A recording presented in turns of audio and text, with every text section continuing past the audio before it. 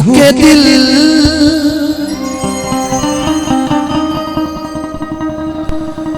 आज टूटल होई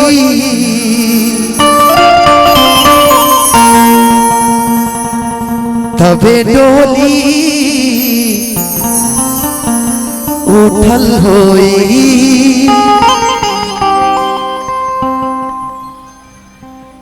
लेकिन तू पहले गा लो ओकरा बाद हम गाई तारा खातिर जानते हमर लगे एक से एक गीत बा कि हम बड़े थे मासूम बेलिहाज बन गए कि धोखेबाजों में रह के धोखेबाज बन गए। एगो तो दिल तोड़ नहीं भैया तू तोड़ के जाइबू बोलो कैसन को गाई ताली हाँ ताली बजा दीजिए।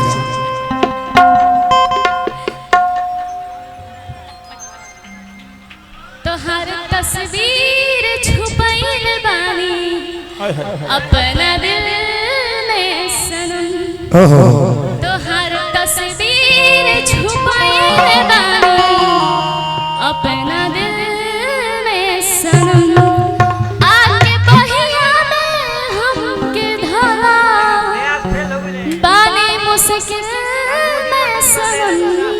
हाँ हाँ तोहर तस्वीर छुपाइल बानी अपना दिल में सनम। अब आओ धनंजय शर्मा के कोचिंग में तेहू हमारे संगे कोचिंग कर पगली कोचिंग कर तेहू भी एक बार ताली बजा दीजिए। तेहू पगली हो प्यार के मारल बिया प्यार के नहीं मारल तो कौन सी के मारल बाड़ू आवता बारात बोकारो से अच्छा बोकारो से ना होई तहरा पारो से कि आवत बारात बोकारो से आ भेंट न होई है पारो से और आगे आगे कि बाटे मजबूरी बताई कैसे ओहो पापा जी के पगड़ी गिराई कैसे हाँ आगे पगली तो खड़ा हो कब तो हम क्लास करी खड़ा हो हाँ दोहरा दो कि बाटे मजबूरी बताई कैसे कि पापा जी के पगड़ी झुकाई कैसे आधे बात ये को पूछी खिसियाई बुतना आ रहर में बोलाई तो आईबू कि ना आ मौका जब मिली तब हमें सटाईबू कि ना आ हमारा के जान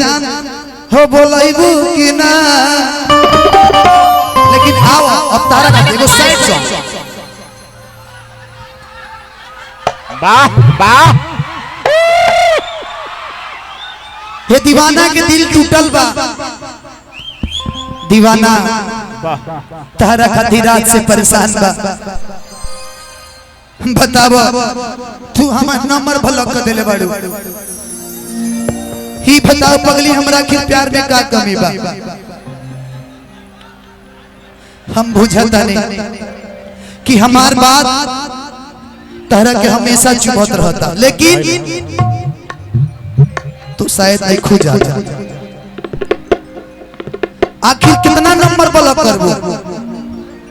तू एगो नंबर ब्लॉक करबो दूसर का सिम लेब हम लेकिन तारा खातिर कहब कि जाने जहिया से हमारा पसंद कइले बाड़ी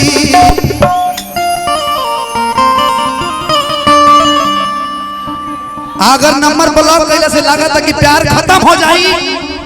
तो ई नहीं के हो सका